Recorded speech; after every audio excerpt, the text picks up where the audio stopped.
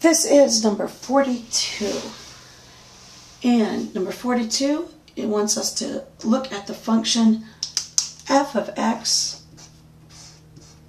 equals 1 over x. First thing it asks us to do is sketch a graph of the function. Now, by sketch a graph, you just want to get the general shape of it. So let's think about a few things we know. What's going to happen to this function as x gets really big?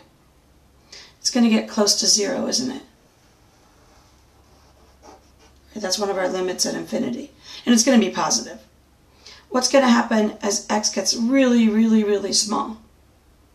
It's still going to approach 0, but it's going to be on the negative side, isn't it? All these values are going to be negative. So I already have two aspects of our graph. Oh, it doesn't exist at x equals 0.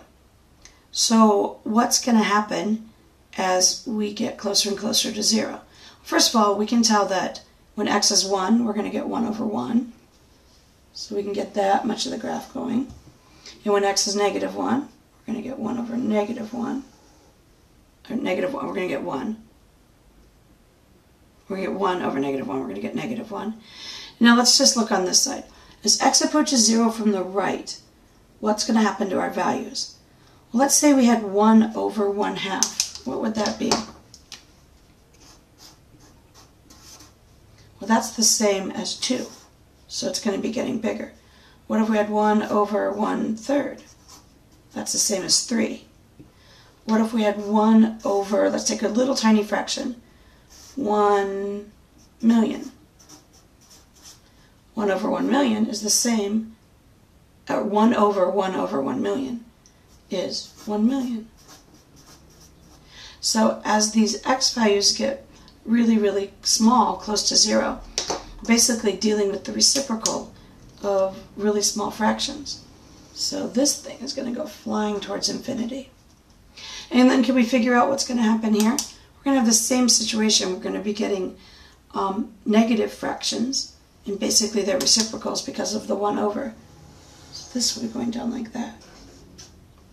So there we have our sketch of our graph. Next part says state the domain of the function.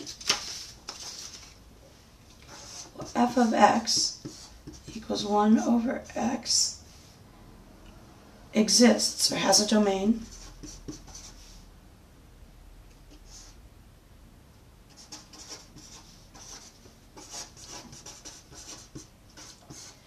for all x that's less than 0, right?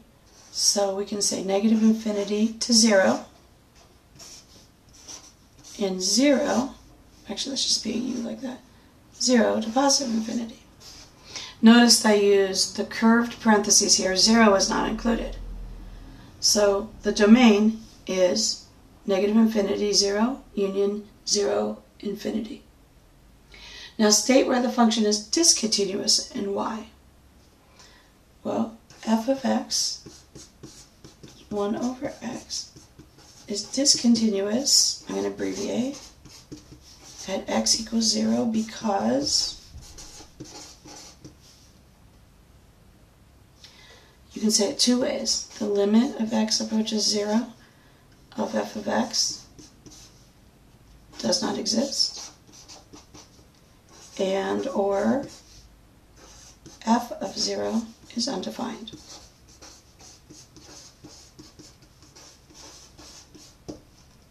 That's it.